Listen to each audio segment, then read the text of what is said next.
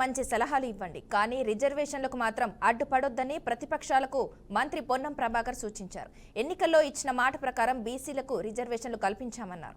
BRS అధ్యక్ష పదవిని బీసీలకు ఎందుకు ఇవ్వరని ప్రశ్నించారు. బీసీ రిజర్వేషన్ల విషయంలో బీజేపీ డ్రామాలు ఆడుతుందని పొన్నం వివరించారు. న్యాయపరంగా ఏం చిక్కులు వస్తాయని వీళ్ళే ముందు ఊహించి ఎందుకు వస్తాయి? మీ పార్టీలో న్యాయస్థానం లేచి మీరు సతాయించదలుచుకున్నారా? ఇప్పటికే మీరు బీజేపీ టీఆర్ఎస్ పార్టీలు రెండొకటే ఢిల్లీలో చూస్తే గలీలో కూర్చొని ఇద్దరు వాయిస్ ఒకటే చూడండి. ఏం మాట్లాడినా మళ్ళీ ఇద్దరు కలిసి దొంగ దొంగ అన్నట్టుగా ఇద్దరు కూడా కలిసి కాంగ్రెస్ పార్టీని సిద్ధాంతపరంగా వ్యతిరేకించడానికి బీసీలకు చేస్తున్న న్యాయాన్ని అనుమానాస్పదంగా ఒక చిత్రీకరించే ప్రయత్నంలో మీరే న్యాయపరమైన చిక్కులు తెచ్చే విధంగా పార్టీనే ఆనాడు మండల్లో కమండలు ఎట్లా అన్నారో ఇప్పుడు లీగల్ ఇష్యూస్ తెచ్చే ప్రయత్నం చేస్తున్నా. అట్లా మీరు చేయనట్టయితే బరాబర్ తెలంగాణ 42% రిజర్వేషన్ తో ముందుకు పోతుంది. ఈ తెలంగాణలో స్థానిక సంస్థలలో 42% ప్రజాప్రతినిధులు పెరుగుతారు.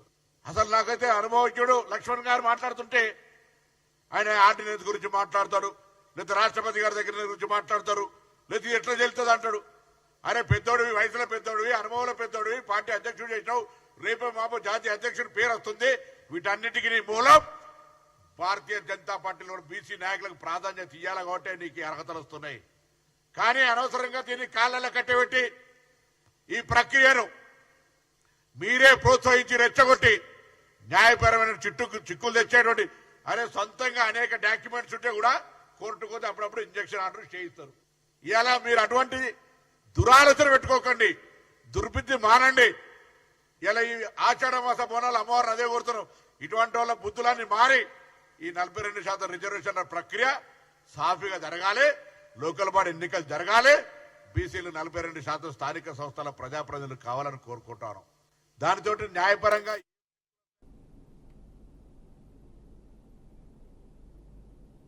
నల్గొండ జిల్లా నుంచే తన మొదటి పర్యటనను ప్రారంభించినట్లు తెలంగాణ బీజేపీ అధ్యక్షుడు రామచంద్రరావు తెలిపారు. పార్టీ అనుమతితో ఈ నిర్ణయం తీసుకున్నట్లు తెలిపారు. నల్గొండ జిల్లా నుండి పార్టీని బలోపేతం చేసి రాబోయే ఎన్నికల్లో అధికారం సాధించే దిశగా కృషి చేస్తానని చెప్పారు. కాంగ్రెస్ ప్రభుత్వం ప్రజా వ్యతిరేక విధానాలను అనుసరిస్తోందని, దీనికి వ్యతిరేకంగా బీజేపీ ఉద్యమాలు చేపట్టాలని రామచంద్రరావు పిలుపునిచ్చారు. కాంగ్రెస్ ప్రభుత్వం రైతులను, విద్యార్థులను, ప్రజలను మోసం చేసిందని ఆరోపించారు. రైతుల ఆత్మహత్యలకు కాంగ్రెస్ ప్రభుత్వమే కారణమని, విద్యార్థులకు ఫీజు రియంబర్స్మెంట్ చేయకపోవడంతో రాష్ట్ర విద్యా వ్యవస్థ కుంటుపడిందని విమర్శించారు. గత భారత రాష్ట్ర సమితి ప్రభుత్వం అవినీతిలో మునిగితే ప్రస్తుత కాంగ్రెస్ ప్రభుత్వం అవినీతితో పాటు రాష్ట్రాన్ని ఆర్థికంగా దివాలా చేసే దిశగా పయనిస్తుందని రామచంద్రరావు ఆరోపించారు. ప్రజలంతా బీజేపీ వైపు చూస్తున్నారని, రానున్న రోజుల్లో బీజేపీ జెండా ఎగురవేయడం ఖాయమని రామచంద్రరావు ధీమా వ్యక్తం చేశారు.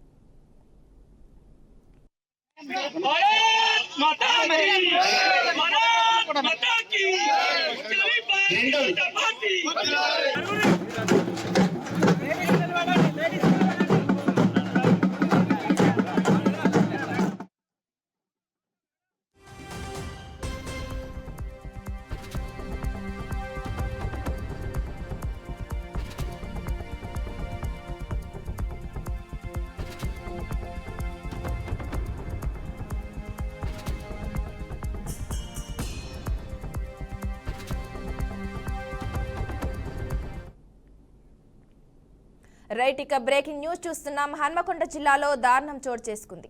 భార్యాభర్తలిద్దరూ డాక్టర్లే. వారి కాపురంలో మూడో వ్యక్తి ఎంటర్ కావడంతో కలహాలు చెలరేగాయి. కుటుంబ కలహాలతో వైద్యురాలు ఆత్మహత్యకు పాల్పడింది. హసన్పర్తిలో ఇంట్లో ఉరివేసుకుని ప్రత్యుష అనే వైద్యురాలు ఆత్మహత్యకు పాల్పడింది. భర్త ప్రేమ వ్యవహారం తెలిసి ఆత్మహత్య చేసుకున్నట్లు కుటుంబ సభ్యులు ఆరోపిస్తున్నారు. డాక్టర్ దంపతులు నగరంలోని 2 వేర్వేరు ప్రైవేట్ హాస్పిటల్లో వైద్యులుగా పనిచేస్తున్నారు.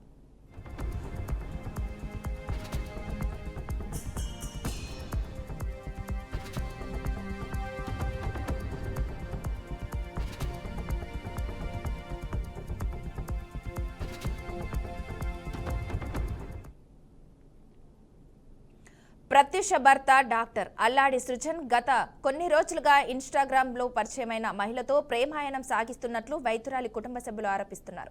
ఇదే విషయంపై పలుమార్లు భార్యాభర్తల మధ్య గొడవలు జరిగాయని కుటుంబ సభ్యులు తెలిపారు.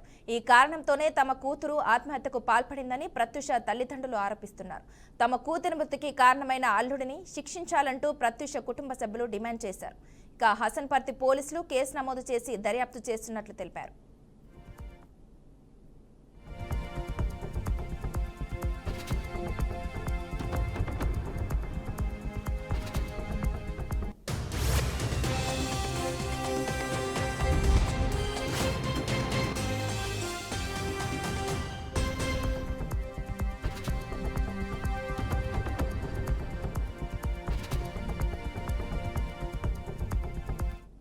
కన్సల్టెంట్గా చేరిండో ఆ కన్సల్టెంట్గా చేరడం లోపల ఆ ఓపెనింగ్కు వచ్చినటువంటి ఒక భానువతు శృతి ఎలియాస్ బుట్టబొమ్మ అని చెప్పి ఇన్స్టాగ్రామ్లో ఉన్నటువంటి అమ్మాయి ఏదైతే ఉన్నదో అక్కడ ఇంటర్వ్యూ చేయడం తోటి మొదలైన వీళ్ళ ప్రవర్తన, వీళ్ళ ఒక అఫైర్ మొదలయ్యి ఇక పిల్లలను, నా కూతురును చిత్రహింసల పాలు చేసుకుంటూ అసలు ఏమాత్రం పట్టించుకోకుండా తిరుగుతూ ఉంటే నా బిడ్డ ఫస్ట్ వాళ్ళ అత్తకు మామకే చెప్పుకోవడం జరిగింది. చెప్పుకుంటే వాళ్ళు అసలు నా కొడుకు ఇలాంటి స్నేహాలు, ఇలాంటి స్నేహితులు ఎంతోమంది ఉంటారు, వాళ్ళని నువ్వు పట్టించుకోవాల్సిన అవసరం లేదు, నా కొడుకు మొగోడు కాబట్టి నువ్వు ఏం చేయొద్దు అని చెప్పి బూతులు తిట్టి ఆమెనే కుట్టడం జరిగింది.